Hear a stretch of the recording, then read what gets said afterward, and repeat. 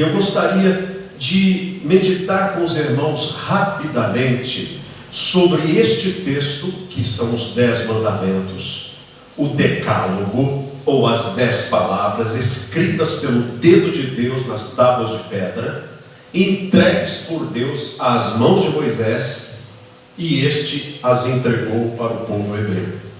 Vamos então para Êxodo capítulo 20, que diz assim: Então falou Deus todas estas palavras: Eu sou o Senhor teu Deus, que te tirei da terra do Egito, da casa da servidão. Não terás outros deuses diante de mim. Não farás para ti imagem de escultura, nem semelhança alguma do que há em cima nos céus, nem embaixo na terra, nem nas águas debaixo da terra.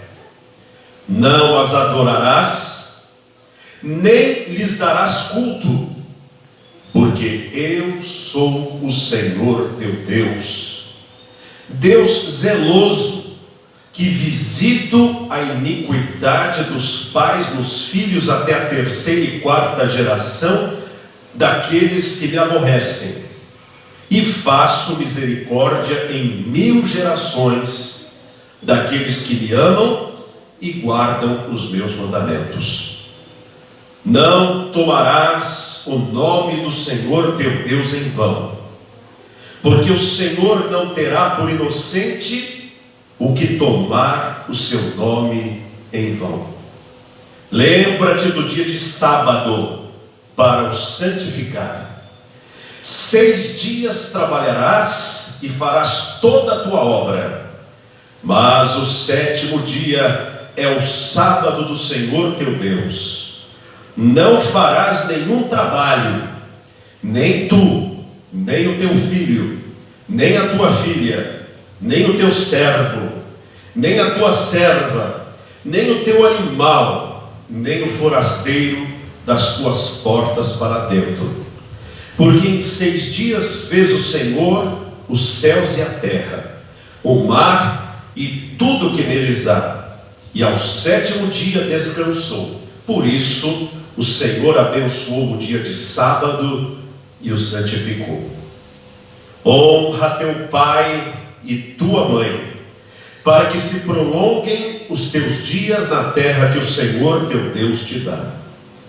Não matarás, não adulterarás, não furtarás, não dirás falso testemunho contra o teu próximo, não cobiçarás a casa do teu próximo, não cobiçarás a mulher do teu próximo, nem o seu servo, nem a sua serva, nem o seu boi, nem o seu jumento, nem coisa alguma que pertença ao teu próximo. É o que está escrito na palavra de Deus. Foi Deus que escreveu essa lei. Não apenas estas 10 palavras, ou 10 frases, ou 10 ordens, mas os 603 mandamentos que nós encontramos no Pentateuco, que são os 5 primeiros livros da Bíblia: Gênesis, Êxodo, Levítico, Números e Deuteronômio. Para que Deus deu esta lei para os hebreus? Primeiro, imaginemos qual era a situação. Deus escolhera Abraão para ser o pai de uma grande multidão. Abraão creu em Deus e ele se tornou o pai da fé. E da geração de Abraão, Deus prometeu que a promessa que fora feita por Deus a Adão, de que da semente da mulher viria o Redentor, então da linhagem de Abraão viria esse Redentor. Agora Deus constrói uma linhagem de um homem idoso, velho, que já não tinha mais condições de ter prole, Deus dá para ele uma nação vinda de si próprio. Abraão gerou Isaac, Isaac gerou a Jacó, Jacó gerou os seus 12 filhos, dos quais foram formadas as tribos de Israel. Israel é o nome de Jacó, depois de ter lutado com Deus. Esta família nômade, que estava no deserto, cerca de 70 pessoas, foi para o Egito, porque um dos filhos de Jacó, José, que havia sido vendido como escravo, chegando no Egito, depois de uma longa e maravilhosa história, tornou-se primeiro-ministro daquele país e teve de Deus a sabedoria para evitar que tanto os egípcios quanto o seu próprio povo morressem de fome, porque Deus mostrou a ele que viriam 7 anos de grande fartura e posteriormente 7 anos de grande fome. Deus lhe deu a sabedoria, ele interpretou um sonho que Faraó havia tido com estas informações, e Faraó o nomeou primeiro-ministro do Egito. E como primeiro-ministro do Egito, ele trouxe a sua família numa das cenas mais emocionantes da palavra de Deus. E aqui cabe um detalhe muito importante: cuidado com estas novelas que querem ensinar a Bíblia para as pessoas. Estas novelas não são a palavra de Deus. Estas novelas não foram escritas por gente de Deus.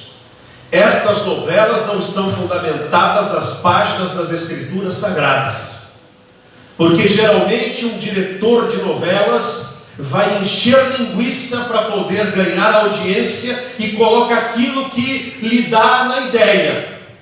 E aquelas coisas não estão na palavra. E há uma promessa na Bíblia que se alguém acrescentar alguma coisa, Deus lhe castigará.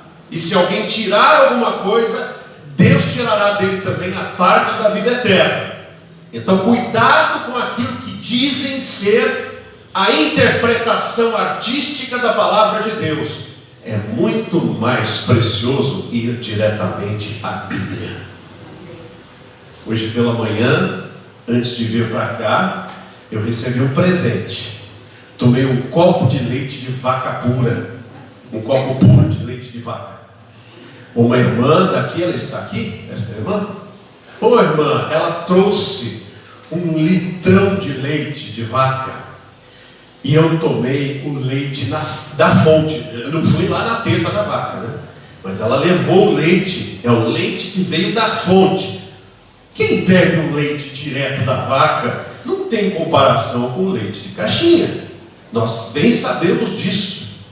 Assim também, quando nós vamos direto à palavra de Deus, nós não precisamos destes enlatados que dizem conter a palavra de Deus. Não. Os irmãos já pensaram, se este copo de água que está aqui, quem o serviu dissesse assim: olha, 90% desse copo de água é a mais pura água mineral da região. 10% pegamos na privada, mas 90% é água mineral. Eu pergunto, alguém beberia? Não. E se falasse, é só 5% da privada, você beberia? Eu falar, não, só 1%, você beberia? Então, que aprendamos essa lição. Não precisamos de misturas. Nós temos a Bíblia. Ela nos satisfaz. E quando Deus então levou o povo de Israel para o Egito, em 400 anos esse povo se multiplicou grandemente, a ponto dos egípcios, posteriores àquele faraó bondoso, ficassem com medo que os hebreus, era assim que eles eram chamados, que os hebreus tomassem o poder no Egito. Então, para evitar que isso acontecesse, Faraó os colocou como escravos, para que fizessem os seus tijolos misturados com palha, e assim pudessem, subjugados, não terem tempo para pensar ou para fazer qualquer tipo de revolução.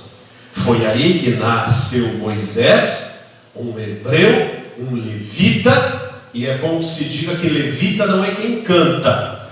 Quem canta na igreja não é levita. Levita é quem é oriundo da tribo de Levi. E ao que me consta, não há nenhum levita entre nós, menos que se levitasse, né? Não há nenhum levita entre nós. Moisés era levita, era da tribo de Levi. E os irmãos bem conhecem a história dele. Deus o escolhe, o salva das águas. Ele é criado pela própria mãe, custeado pela filha de Faraó. Vai para o Egito e aprende todas as ciências egípcias. Torna-se provavelmente concorrente a sucessor do Faraó. Mas quando toma uma idade de 40 anos, ele vai experimentar a dor do seu povo. Ele vê que o seu povo está sendo perseguido, e no momento em que ele tenta fazer justiça ao seu povo, ele é perseguido, ameaçado de morte e foge.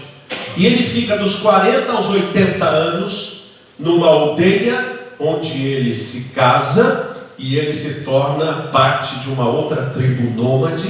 E lá naquele lugar, Deus fala com ele, ao pé do Monte Horebe. Deus fala com ele e diz: vai e liberta o meu povo do Egito. E os irmãos conhecem bem a história, que ele vem e fala com o Faraó. Faraó não aceita, Deus manda 10 pragas, e o povo do Egito toca o povo hebreu lá de dentro do seu país, e o povo sai. E os irmãos sabem da passagem do Mar Vermelho, sabem da morte do Faraó e de todo o seu séquito. E depois o povo vai até o pé do Monte Sinai, para que Deus mostre a eles as suas leis. São estas leis que nós acabamos de ler agora, que são a base sobre a qual o povo de Israel deveria erguer a sua fé e a sua ordem.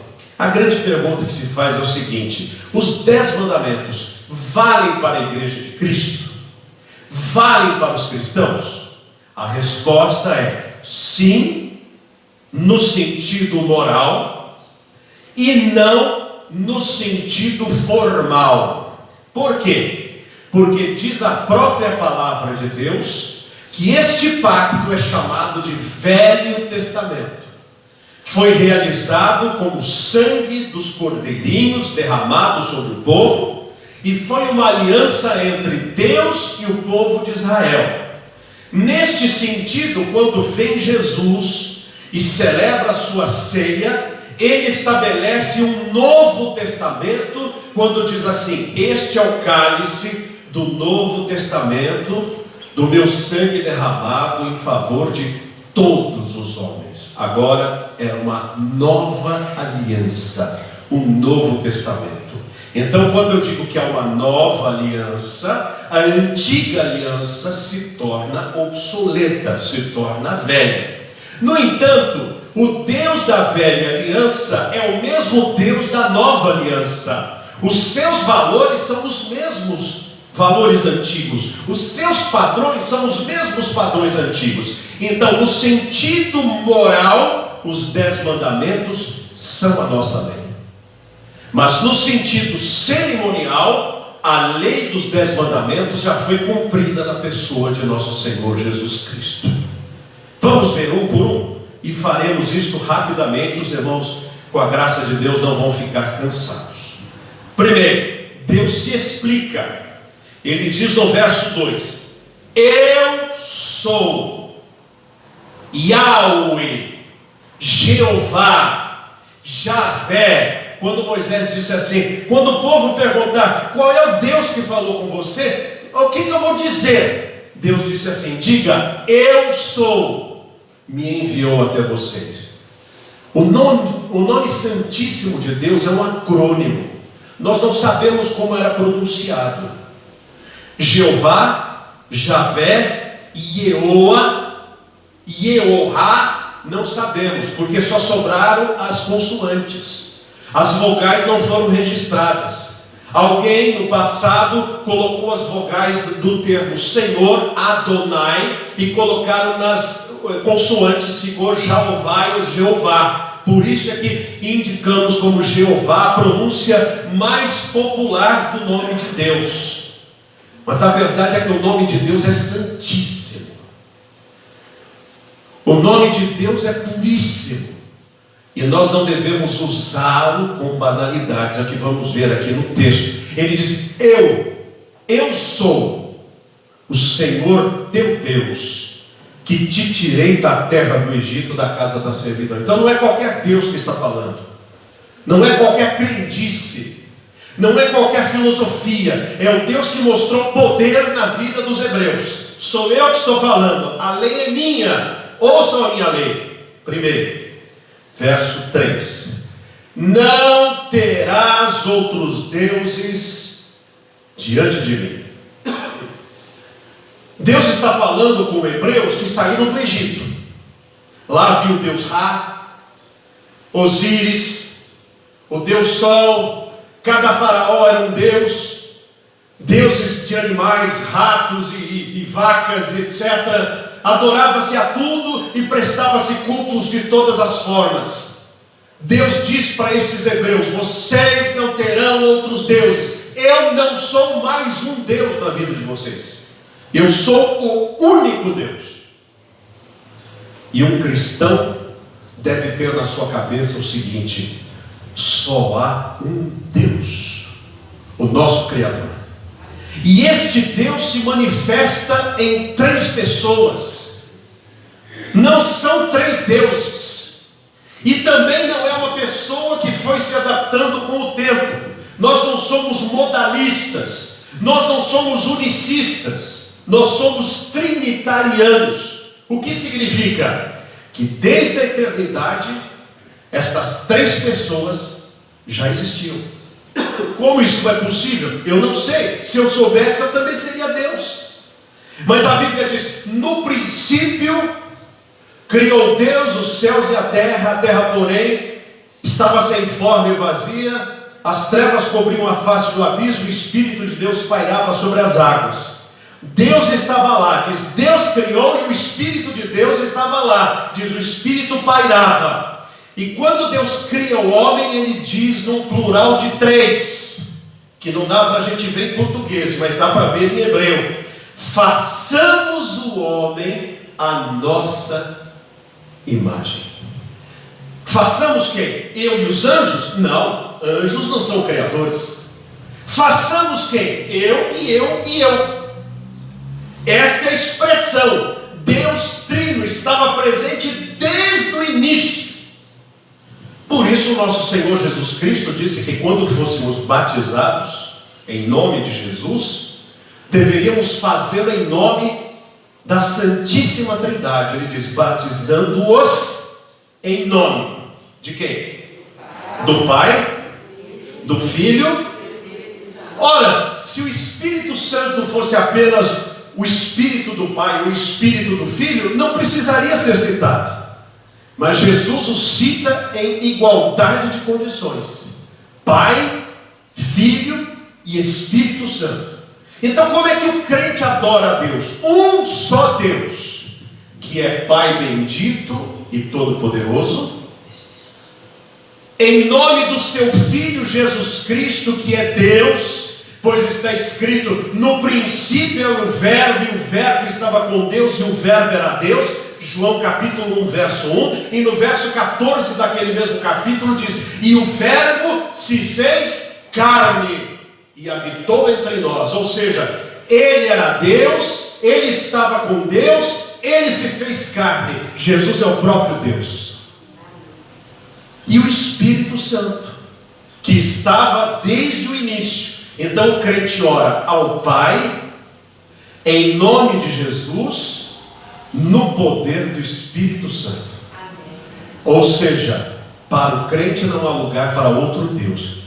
E é possível um crente ter outro Deus? É. Como? Tudo aquilo que ocupa o lugar de Deus na minha vida é um Deus.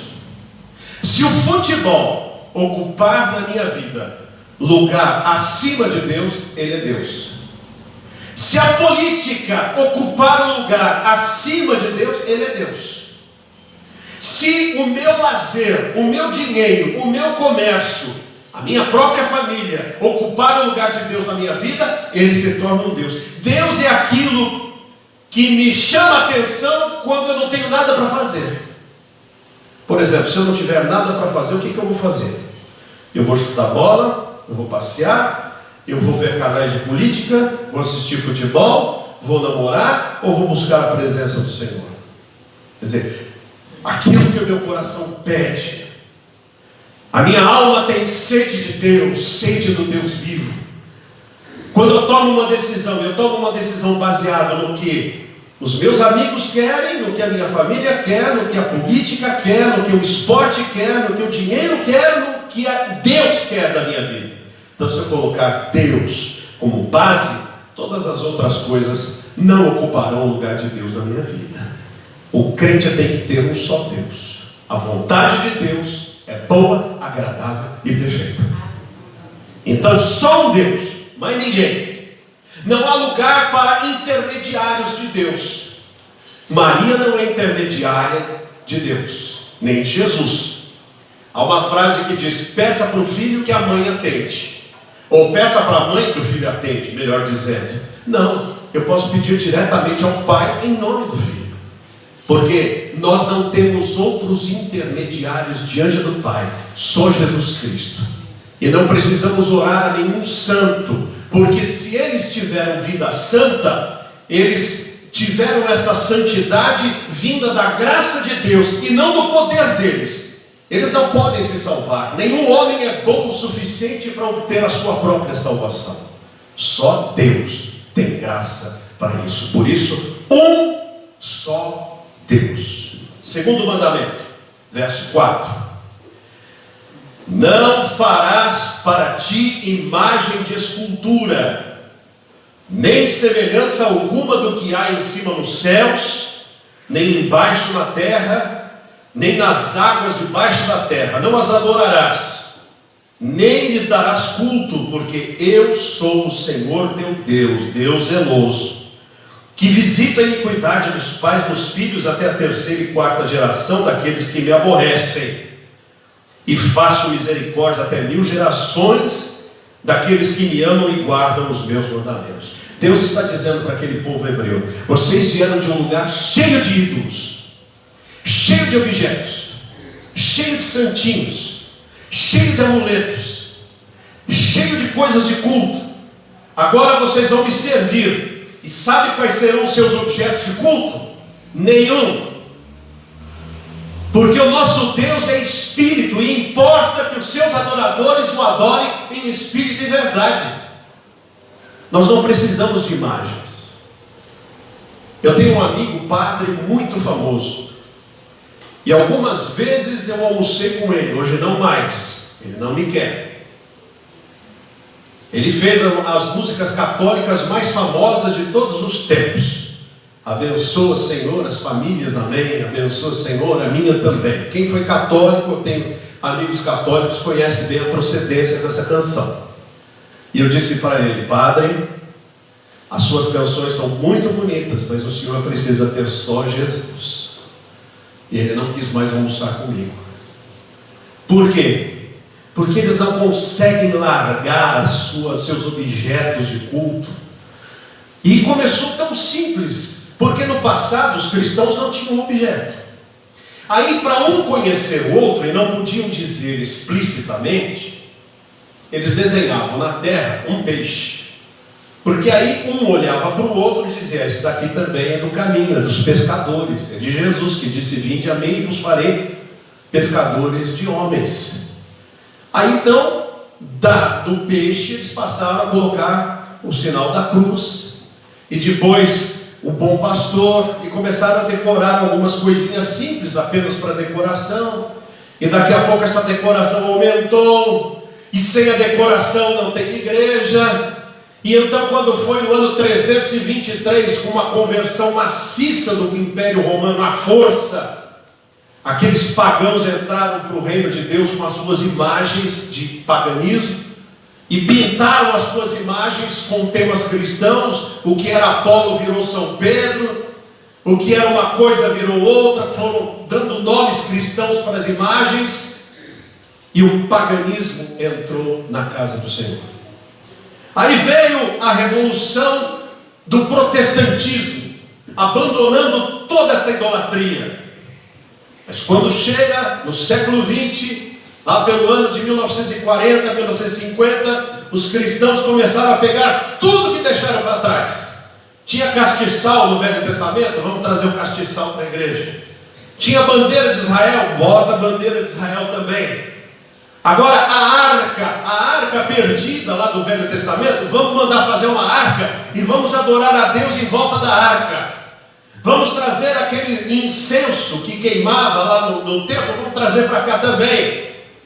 Vamos trazer óleos de mirra, incenso, tudo para a igreja. E hoje há igrejas onde você entra, evangélicas, que tem mais objetos do que uma própria igreja que não seja evangélica. Mas a lei de Deus não mudou. Ele disse: não terás, não adorarás, não prestarás culto, porque o próprio Senhor Jesus disse assim: o Pai procura adoradores que o adorem em espírito e verdade. Eu não preciso de nada para fortalecer a minha fé, senão da própria presença de Deus e de sua palavra. Eu não preciso de uma Bíblia aberta no Salmo 91 para abençoar a minha casa. O que eu preciso é de uma fé verdadeira. Eu vou contar para vocês o que aconteceu com a minha mãe, a Bonfante. Em 1981, maio de 81, eu fui o primeiro que me converti, depois o meu pai e o meu irmão, mas minha mãe não queria saber. E um dia eu estou chegando do trabalho e minha mãe está à porta dizendo assim: me converti fazendo bife. E eu disse: olha, eu já vi todo tipo de conversão, agora fazendo bife é a primeira vez. Como foi? Então ela contou. Nós tínhamos uma imagem pendurada com uma lâmpada acesa que ela ganhara quando casaram-se, em 1960. Aquela que fica iluminando o corredor a noite inteira, aquela lâmpada bem fraquinha. E ela foi fazer janta, ouvia a pregação da palavra de Deus, mas aquilo a incomodava, mas ela não abria o coração. Então ela falou assim, olhou para aquela imagem e disse: deixa eu ver do que ela é feita. Catou uma faca e tirou uma lasca. Saiu gesso com um pedaço de jornal ali, Miss Brasil 58, com um pedaço de arame, tudo enferrujado. Ela olhou aquilo e disse assim: é isso que está abençoando a minha vida e a minha casa? Eu adorando uma coisa dessas? A partir de hoje eu só adoro o Deus vivo e o Senhor Jesus Cristo que ressuscitou está à direita do Pai. Então ela disse: filho, eu me converti fazendo bife, porque era na hora de fritar o bife que aconteceu isso, e converteu-se mesmo. Minha mãe viveu 17 anos, agora está com Jesus, firme, a mais crente de todos nós em nossa casa. Nenhum objeto de culto. Por isso, irmão, cuidado com aqueles que estão dizendo para você carregar uma pedrazinha no seu bolso, um cristalzinho.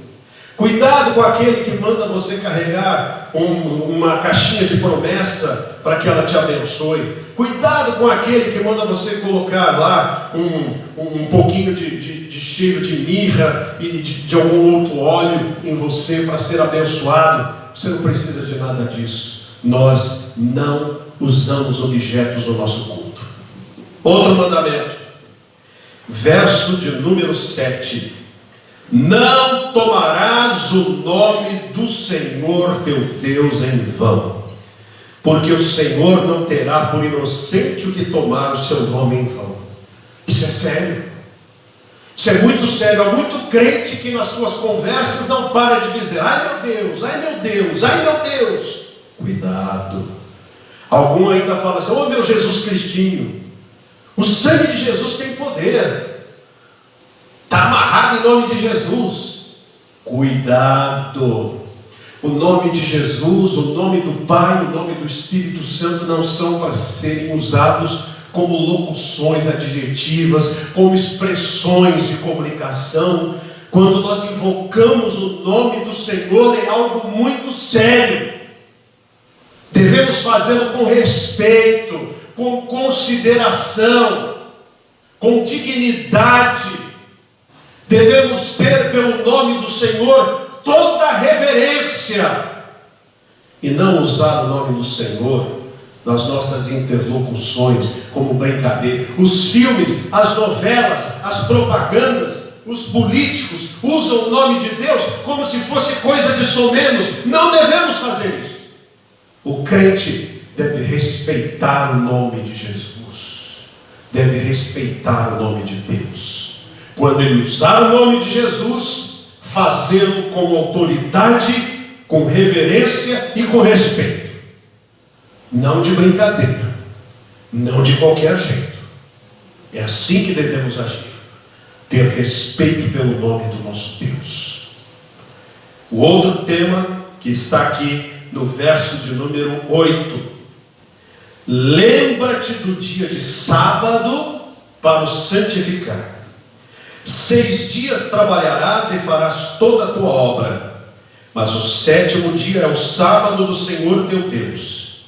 Não farás nenhum trabalho, nem tu, nem teu filho, nem a tua filha, nem o teu servo, nem a tua serva, nem o teu animal, nem o forasteiro das tuas portas para dentro, porque em 6 dias fez o Senhor os céus e a terra, o mar e tudo que neles há, e ao 7º dia descansou. Por isso o Senhor abençoou o dia de sábado e o santificou. Vamos primeiro pensar para quem Deus está falando. Para quem Deus está falando originalmente? Para quem? Povo de Israel. Como esse povo de Israel vivia no Egito? Em termos de tempo. Eles tinham tempo para lazer? Eles tinham um dia para descansar? Não. Eles trabalhavam de sol a sol. Eles não tinham direito nenhum. Eles não tinham descanso nenhum. Eles sofriam, eles eram escravos. E agora Deus os toma da escravidão e os leva para o deserto e lhes dá uma lei e diz assim: comigo a coisa vai ser diferente. Eu, Criador, criei todas as coisas em 6 dias e no 7º dia descansei de forma monumental, como celebração da criação. Vocês farão a mesma coisa. Trabalharão 6 dias e o 7º dia será o Shabat, o descanso, a pausa semanal. Com qual propósito? Descanso físico. Tanto é assim que Deus diz que não eram apenas eles que iriam descansar, mas deveriam fazer os animais descansarem, porque puxaram o arado a semana inteira, vão parar um dia. Mas não eram apenas eles, eram os funcionários também. Todos iriam parar, todos iriam descansar. E era um dia dedicado à presença de Deus. Então, Deus lhes deu um sábado. Aí pergunta-se: nós como crentes não deveríamos guardar o sábado também? Segunda, terça, quarta, quinta, sexta e sábado. Por que nós guardamos o domingo? Uma boa pergunta. Quando Jesus Cristo veio ao mundo, Ele encontrou um sábado totalmente diferente daquele que Deus objetivara para o povo dele. Porque o sábado era uma ferramenta para que o povo adorasse a Deus. Só que o sábado se tornou um ídolo na vida das pessoas. Ou seja, não importa o que eu faça, não importa a vida que eu tenha, se eu guardar o sábado, eu estou bem com Deus. Mentira! A ponto de que Jesus curou pessoas no sábado e os fariseus queriam matá-lo, porque o sábado era mais importante do que as pessoas. E Jesus disse assim: seus hipócritas, se um animal seu cai num buraco, na valeta, você vai deixá-lo até passar o sábado? Jesus disse: o meu pai trabalha no sábado e eu trabalho também. Então Jesus tirou do sábado o falso significado de que o sábado por si próprio era importante. Não, o sábado foi feito por causa do homem e não o homem por causa do sábado. É muito fácil a gente pegar uma norma do Senhor e transformá-la como objeto de adoração, quando na verdade aquela norma foi para o nosso próprio bem. Mas aí Jesus morre e ele vem a ressuscitar. Em que dia ele ressuscitou? No sábado. Não foi no sábado? No domingo, um dia depois do sábado. Dominique, no dia Domini, no dia do Senhor. Ele ressuscitou no dia do Senhor. A festa do Pentecostes, a palavra Pentecostes não é Espírito Santo, porque o pentecostal muitas vezes pensa que Pentecoste é o nome do Espírito Santo. Não, Penta, 5, Pentecoste, festa dos 50 dias. Eles tinham a Páscoa, e 50 dias depois da Páscoa, que eram 7 semanas mais um dia, eles tinham que celebrar a festa das primícias. Isto é, eles não iam festejar aquilo no sábado, eles iam festejar um dia depois do sábado, ou seja, o domingo. Então Jesus pega e ressuscita no domingo, no dia do Senhor. E 50 dias depois da sua ressurreição, passados estes dias, quando o povo de Deus estão os 120 orando, clamando, buscando a presença de Deus no cenáculo, o que aconteceu lá em Atos dos Apóstolos capítulo 2? Veio o Espírito Santo e veio sobre todos eles, e naquele dia houve a primeira colheita no reino do Senhor, que foram as 3.000 almas convertidas. Ou seja, o Senhor abençoou-os no dia do Senhor. Que dia que a igreja primitiva se reunia para cultuar a Deus? No primeiro dia da semana. Que dia Paulo fez coletas para ajudar os pobres de Jerusalém? No primeiro dia da semana. Paulo inclusive diz o seguinte: ninguém julgue vocês pelas luas novas, pelas festas ou pelos sábados. Ele estava citando as festas judaicas que os cristãos não guardavam mais. Ele disse assim: porque tudo isto foi sombra das coisas que já passaram, mas o corpo é de Cristo. E para terminar, João, o apóstolo, preso na ilha de Pátimos, teve a grande visão da revelação, o Apocalipse, em que dia? Eu fui arrebatado no dia do Senhor. Então os cristãos, desde a sua origem, guardam o espírito do Shabat, não o sábado, mas o espírito do sábado, no dia do Senhor, quando se proclama a sua ressurreição, quando se proclama a sua volta, quando se proclama a sua vinda. Mas é uma regra de que se eu não guardar o domingo eu estou perdido? Não, porque guardar o domingo não salva ninguém. Aliás, guardar a lei não salva. Quem salva é Cristo. Jesus é o Salvador, Ele salva por meio da graça, não por meio da lei. Porém, quem é do Senhor, prima por obedecer a palavra do Senhor, e também trabalhar 6 dias, e descansar no 7º, guardando este dia para o serviço de Deus na fé e o descanso do próprio corpo. Então o crente só trabalha no domingo quando é obrigado. Por exemplo, o bombeiro tem que estar disponível. Uma pessoa do serviço de água, do serviço de luz, do serviço de comunicação ou de meio de transporte, ele é convocado, ele vai, ele serve ao Senhor. Mas, por outro lado, mesmo este, quando tem o dia da sua folga, ele consagra ao Senhor a sua atividade, a sua meditação. E quando não é obrigado a isso, o dia em que os cristãos se reúnem é hoje, dia do Senhor. Nós nos reunimos para louvar, para bendizer, para evangelizar, para ter comunhão, para estar na presença do Pai, para edificarmos o reino de Deus na fé. O domingo não é um fardo para o crente. O domingo é uma felicidade e uma alegria. É um dia consagrado ao nosso Deus. Ainda continua a palavra de Deus dizendo, verso de número 12: honra teu pai e tua mãe, para que se prolonguem os teus dias na terra que o Senhor teu Deus te dá.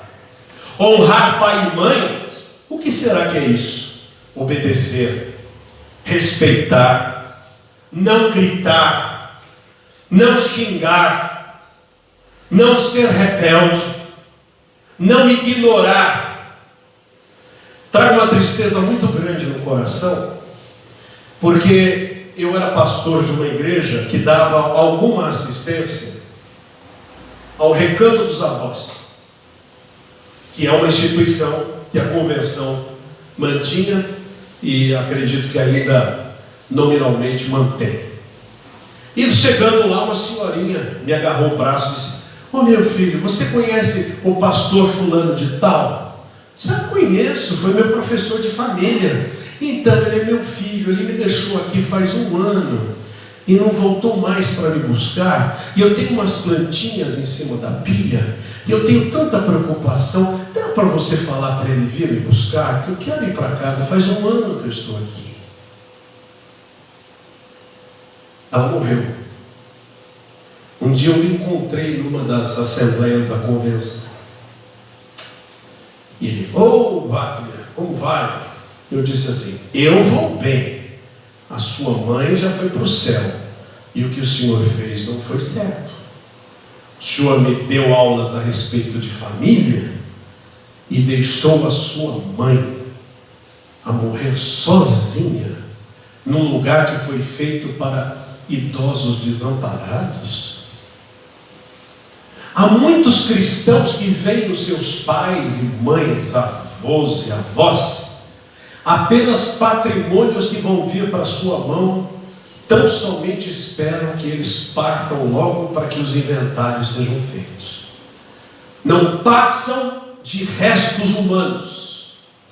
Isso é pecado. Um filho e uma filha cristãos devem amar os seus pais, amar os seus avós e jamais os abandonar. Nesta época de pandemia, muitos idosos ficaram sozinhos por uma questão sanitária.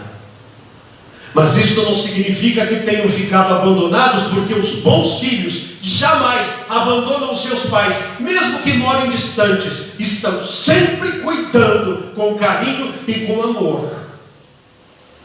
Nós devemos amar os nossos pais. Quando os meus filhos vão lá para a casa da vovó deles, a mãe da minha esposa, a minha esposa tem pai e mãe vivos, o seu pai já é idoso, então eu digo para os meus filhos: deem tempo para o vovô, deem tempo para a vovó, não fiquem só com seus priminhos lá na casa de cima, sentem com o vovô, brinquem com ele, montem no pescoço dele, fiquem com a sua vovó, brinquem com ela, porque para o idoso esses momentos que vem do coração, esses momentos de iniciativa própria, fazem tão bem, porque vem do coração. Para o idoso, o tempo que você dá para ele vale muito mais do que você dar um lote de terra ou você dar um carro zero, que é tudo que ele queria. Eu conheço a história de um rapaz lá nos Estados Unidos que entregava pizzas. E ele um dia foi chamado para entregar uma pizza num apartamento. Tocou a campainha. Quando aquela senhora foi atendê-lo, ele viu que a casa estava toda cheia de lençóis brancos em cima dos móveis, como que se a pessoa fosse mudar. Ele olhou e aquela senhora com o rosto caído, chorando. Ele olhou para ela e disse: "Minha senhora, o que acontece? Quer conversar um pouco?" Ela olhou para ele e disse: "Você me daria um tempo para eu conversar?" "Claro." Ele ligou para a pizzaria e disse: "Olha, eu vou demorar um pouquinho mais." Sentou e aquela senhora por 1 hora chorou, contou. E o idoso gosta de repetir as histórias, e ela repetiu e ele ouviu cada vez com o mesmo interesse. Aí ela disse: "Você quer comer essa pizza comigo?" "Ah, eu quero." Comeu com ela a pizza, foi embora. Depois de 2 semanas recebeu lá uma notícia do cartório dizendo: "O senhor está sendo intimado a comparecer no cartório." O que aconteceu? Chegou no cartório: "O que foi?" "É que a senhora fulana de tal faleceu e ela não tinha familiares, ela deixou um testamento, o apartamento dela ficou para o senhor." "Mas como assim?" Ela deixou essa carta, disse assim: "Naquela noite, quando você comeu uma pizza comigo e me ouviu, você fez mais do que muitas pessoas em 30 anos fizeram por mim. Muito obrigado. Amor e atenção para os seus pais. Não só uma ligação dominical. Não só um, oi, está tudo bem? Está precisando de alguma coisa? Qualquer coisa me avisa. Não. É vontade de estar junto. É vontade de estar com a pessoa. Se o seu pai ou a sua mãe não encantaram o seu coração, perdoe e ame o seu pai e a sua mãe. Diz aqui, verso 13: Não matarás. A pergunta que se faz é: o crente não pode matar em hipótese nenhuma? Em hipótese nenhuma particular? Não. Mas e se o crente for um policial, um soldado, uma pessoa da lei? Então ele não está fazendo isso de forma pessoal.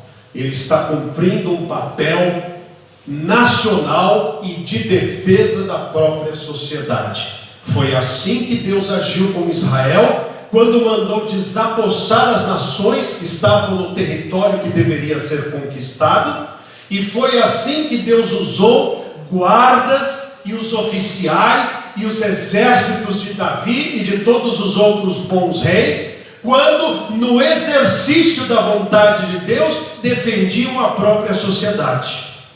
Então o crente não pode matar em hipótese nenhuma, mas a sociedade, como diz o apóstolo Pedro, Deus colocou as autoridades como que com o poder constituído por Deus para o benefício de toda a sociedade. Então pode um crente ser policial? Pode. Pode um crente participar das forças do seu exército? Pode. Pode um crente ser um justiceiro? Não pode. Porque a palavra de Deus diz: não matarás. Mas há meios de se matar sem matar. O contrário de amor não é ódio, é ignorar a pessoa. Você mata a pessoa de forma mais ostensiva quando você ignora e você não tem qualquer afeto ou qualquer lembrança. A Bíblia diz que isso não pode acontecer. Não matarás. O crente tem que dar a vida. Há muito sangue nas mãos dos brasileiros pelos abortos que são realizados. Há muito sangue nas mãos do mundo inteiro quando os indefesos que estão no ventre destas mulheres são levados à morte sem ter quem por eles lute. São assassinatos, são mortes, e a Bíblia diz: não matarás. Mata-se quando se dirige embriagado e coloca-se em risco a vida de quem está no caminho. Mata-se quando se vive num celular o tempo inteiro, sem prestar atenção na rua onde vai se atravessar. Mata-se quando se esquece um bebê dentro do carro, que cozinha lá dentro. Mata-se quando não se proclama as boas novas do Evangelho para as pessoas que estão do nosso lado e que foram ali colocados para que nós fôssemos as testemunhas do Senhor para elas. Deus disse para o povo de Israel: não matarás. E Deus diz para nós também. Jesus disse assim: ouvistes o que foi dito para os antigos, não matarás. Eu porém vos digo, que se no coração você abrigar o ódio, diante de Deus você já matou. Por isso que Jesus nos ensina na oração do Pai Nosso a dizer o seguinte: perdoa as nossas dívidas, assim como nós perdoamos aos nossos devedores. Quando você for fazer essa oração, ou citar isso, pensa nas pessoas que devem a você, nas pessoas que magoaram você, nas pessoas que feriram você, nas pessoas que não lhe deram oportunidade, nas pessoas que destruíram algum propósito, sonho, vontade do seu coração.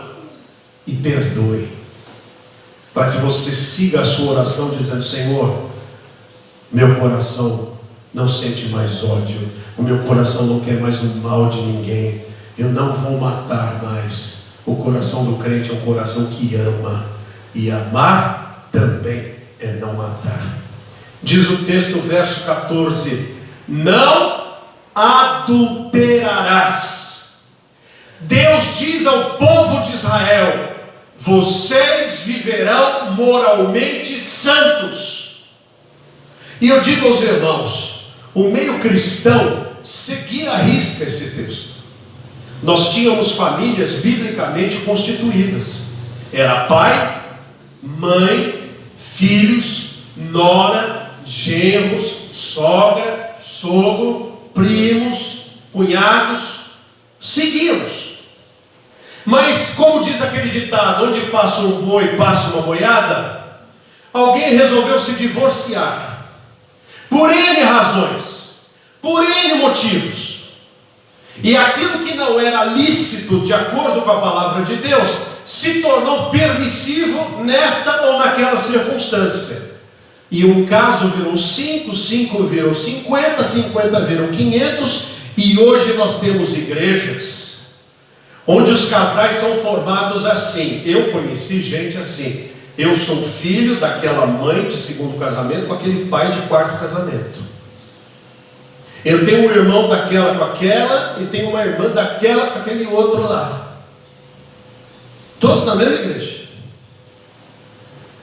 E a Bíblia diz: não adulterarás. Jesus chega a dizer o seguinte para aqueles fariseus, aqueles saduceus, que falavam assim: mestre, a mulher morreu, o marido morreu, não teve filhos, aí o cunhado veio para levantar a genealogia, casou, quando morreu sem filhos, 7 morreram, nenhum teve filho. Quando essa mulher ressuscitar, e os rapazes também, ela vai ser esposa de quem? De todo mundo lá?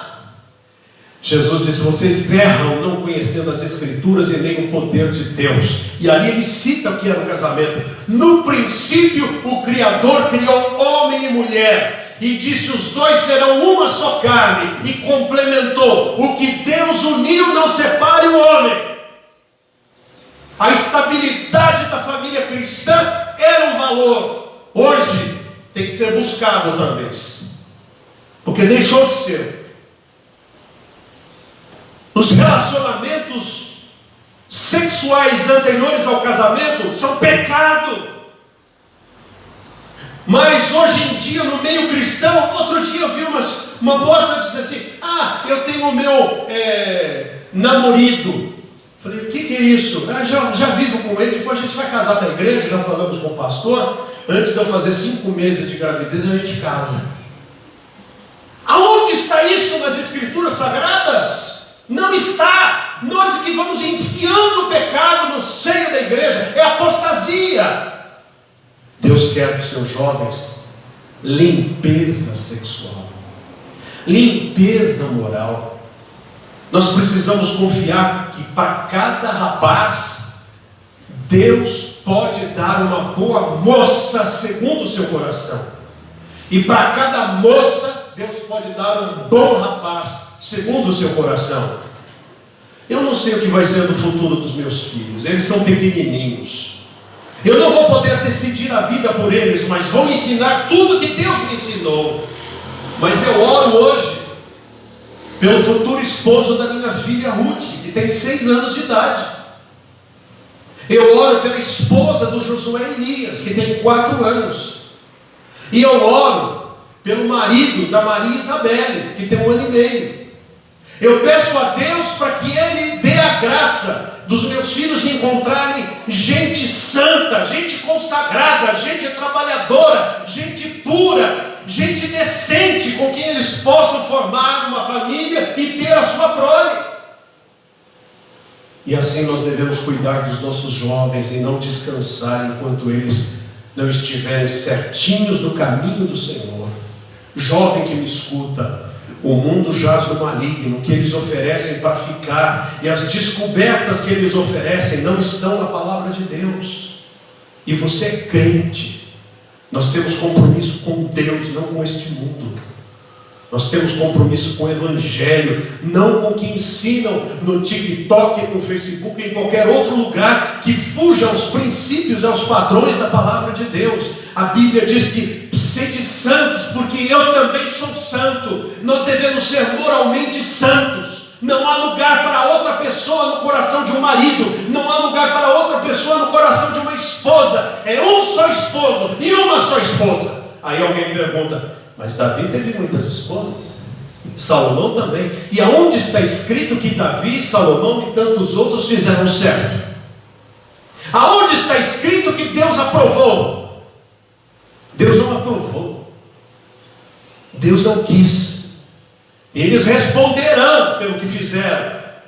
A graça de Deus que os alcançou também nos alcança. Se não erramos aqui, erramos em outro lugar, e a graça de Deus vai nos alcançar. Mas a Bíblia diz: filhinhos, isso está em 2 João capítulo 2, verso 1. Filhinhos, eu vos escrevo estas coisas para que não pequeis. Porém, se pecarmos, temos um advogado junto ao Pai, Jesus Cristo, o justo. Mas está escrito também em 2 João: aquele que é nascido de Deus não vive na prática do pecado. Quem vive na prática do pecado não o viu, nem o conheceu. Diz também o texto: não furtarás, não roubarás. Furtar é tomar do outro. Furtar é pegar algo que não é seu. Se não é seu, não pode estar na sua mão. Se não é seu, não vai abençoar a sua vida. O crente não deve roubar nada de ninguém, nem dinheiro, nem patrimônio, nem atenção, nem cargo de ninguém. O crente deve viver com o que Deus lhe deu.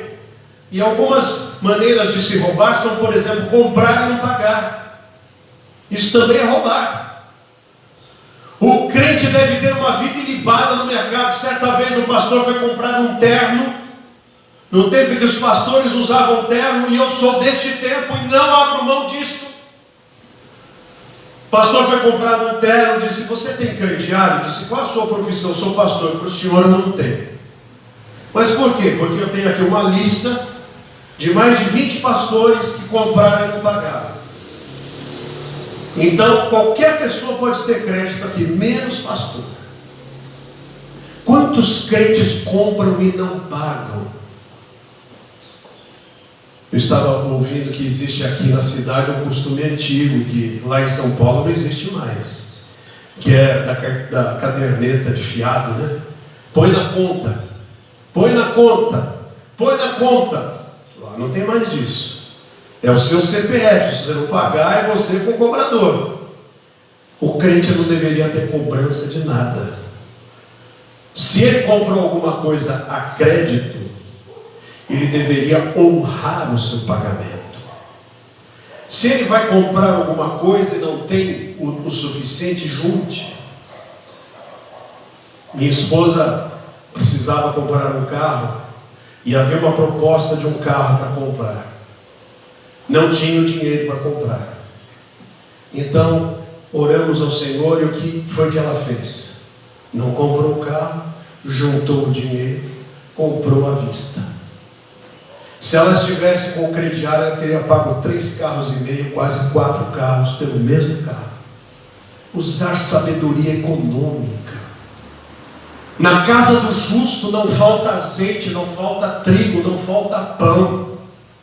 Mas na casa de quem não pensa muito, ele tem internet, último tipo, carro de última geração, e não tem arroz e não tem feijão para comer. Que valores invertidos são estes? Não pode deixar de pagar a conta do cabeleireiro, da manicure, etc. Mas pode deixar faltar o pão e o leite de manhã no seu café? Que isso? A Bíblia diz que o crente não deve furtar. Não deve furtar de si também a graça de ser um cooperador na obra de Deus. Deus nos deu a graça de alguma coisa, então a 10ª é para o serviço de Deus na fé, com amor, não com ódio, não com por que eu tenho que entregar isso? Deus não aceita esse tipo de oferecimento. Deus é bondoso com a gente, Deus é generoso com a gente, Deus cuida de nós. Tenho atravessado momentos importantes na minha vida. Eu não queria estar atravessando tais momentos. Fui pastor de tempo integral, com prebenda normal, prebenda é pagamento pastoral, até janeiro de 2020. Então de lá para cá eu não tive mais prebendas. Graças a Deus não me faltou o pão sobre a mesa. Porém, quem é pai de família sabe que não é só do pão que a gente vive. Nós precisamos ter na nossa carteira alguma coisa. Principalmente quando tem 3 boquinhas ali: papai, me dá um salgadinho, me dá isso, me dá aquilo. Em uma das várias e várias oportunidades em que eu tenho orado e através da oração Deus tem me respondido, a dádiva da volta para o ministério e sempre à disposição, trabalhando sem parar no reino de Deus, estava eu na minha poltrona com uma demanda urgente, seria suprida pela parte de minha esposa, mas não era justo no meu coração que aquilo acontecesse. Então eu apresentei a minha casa, eu e Deus, mais ninguém, eu e Deus na minha poltrona. Eu disse: Deus, eu preciso deste valor, porque isto é justo, não é dívida, é graça do Senhor. Eu estou pedindo a Ti, ninguém mais sabe, só o Senhor. Eu peço por Tua misericórdia, e em nome de Jesus. Eu acabei de orar, mas acabei de orar, um irmão apita aqui no meu WhatsApp. Aí eu abri lá, tinha um retratinho de um depósito bancário, exatamente nem 1 centavo a mais e nem 1 centavo a menos do que eu tinha orado, exatamente aquilo. Aí eu mandei para a pessoa uma interrogação, falei: o que é isso? Ele disse: eu estava sentado na minha mesa no escritório e de repente Deus pôs no meu coração dizendo: manda isso para o Wagner agora. E eu não sei porquê, mas Deus sabe, então não diga nada, só diga graças a Deus. E eu falei: graças a Deus.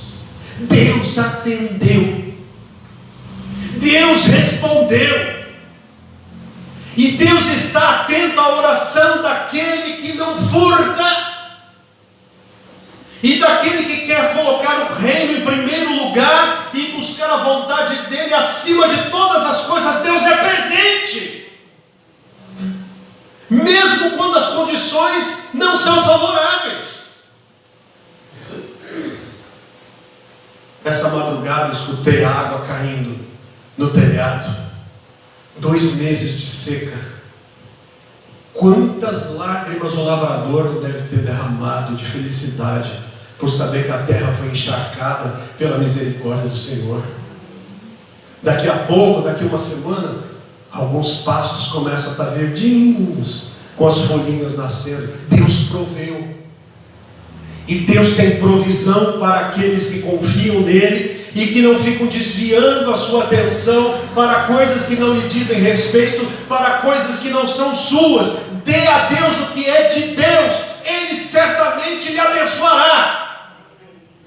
Não furte, diz a Bíblia: ninguém te faz coisa alguma senão o amor com que vos ameis uns aos outros. Então pratiquemos isto. Diz o texto do verso 16: não dirás falso testemunho contra o teu próximo. Dizer falso testemunho é mentira. Então eu quero alertar os irmãos para uma prática de mentira que está muito disseminada. Não mande ou encaminhe notícias a respeito de outras pessoas públicas para a sua lista, para a sua família ou para a sua movimentação política. Amanhã se descobre que aquilo era mentira. E você foi um agente de mentiras divulgadas. A Bíblia diz: não diga falso testemunho. Não converse sobre a vida do próximo. Não fale sobre a vida do familiar. O que interessa é que eu viva bem. Se tiver de falar de alguém, eu quero falar bem. Porque achar defeitos é melhor eu achar em mim. E outra coisa, quem me procura para falar de alguém, certamente procurará alguém para falar de você. Porque é a prática dele. Alguém que quer falar sobre alguém da igreja, ou quer falar sobre alguém da cidade, ou quer falar sobre alguém da família. Cuidado! Porque há coisas que não são da nossa conta. Há coisas que não são, nós não vamos poder fazer nada para resolvê-las, senão orar. Então nós não devemos ter ouvidos atentos àquilo que não edifica. Sem lenha, diz a Bíblia, o fogo se apaga. Se não houver o encaminhante, o fofoqueiro, esse tipo de conversa morre por si. Isso está nos 10 mandamentos. Não dirás falso testemunho. Não devemos afirmar o que não temos certeza. Se tivermos certeza, façamos o que é necessário a quem de direito, não a terceiros, não a quartos, mas a quem de direito. Porque às vezes a pessoa que precisa ouvir alguma coisa é a última a saber. Todo mundo já sabe, menos ela. Nós procuramos o mundo, o fundo e o seu Raimundo, mas ela não. Quando era ela, a Bíblia diz: se eu tiver alguma coisa contra o meu irmão, Jesus fala assim: procure o fiscal da prefeitura, procure o cobrador de impostos, procure o rabino da sinagoga. Ele fala isso. Que ele fala para eu procurar quem? A pessoa. É com ela que eu vou me acertar. Agora, entendamos, acertar não é acertar, né? Acertar é conversar. Acertar é entender. Acertar é colocar os pingos nos is e não fazer um salseiro em volta de nós. Último, está no verso 17. Não cobiçarás a casa de teu próximo, não cobiçarás a mulher de teu próximo, nem o seu servo, nem a sua serva, nem o seu boi, nem o seu jumento, nem coisa alguma que pertença ao teu próximo. Deus odeia a cobiça.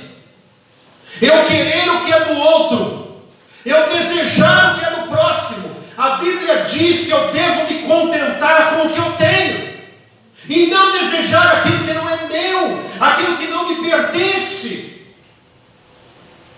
Se nós parássemos de cobiçar, nós cuidaríamos melhor do nosso próprio terreno. Se nós cuidássemos do jardim da nossa casa, por exemplo, enquanto estou aqui pregando, eu estou vendo um pé, é primavera, né? Ali na frente, aquela primavera linda, maravilhosa. Não adianta cobiçar.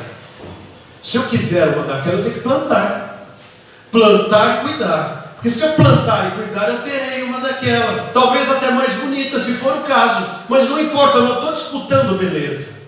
Eu devo olhar e glorificar a Deus porque ela existe. E se eu quiser alguma coisa, que eu trabalhe por isso, e que eu não cobice o que é do próximo, que eu tenha amor pelo que é meu. É meu, quer dizer, emprestado, porque quando eu me for, tudo isso aqui vai ficar. Nada é nosso, apenas a nossa alma. Irmãos, meditei sobre os 10 mandamentos, e eu espero que o nosso coração seja conduzido pelo Espírito Santo para praticá-los. E se fizermos isso, certamente agradaremos a Deus e louvaremos o seu santo nome. Que Ele seja exaltado. Amém. E perdoem pelo avançado do tempo que usei. Pastor?